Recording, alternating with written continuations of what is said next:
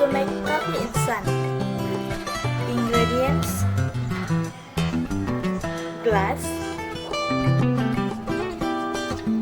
spoon, hot water, and 1 box coffee instant. Step in the making.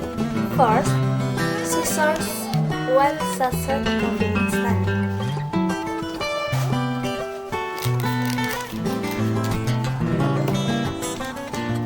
Pour into the glass.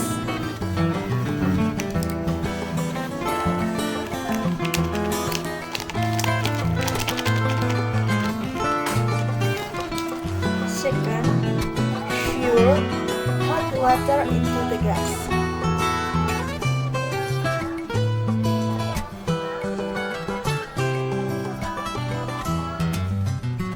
Stir up to evenly.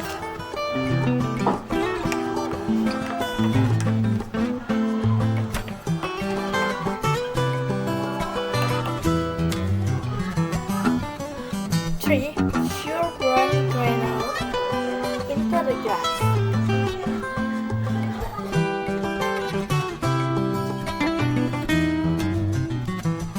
Fourth, coffee instant ready to drink.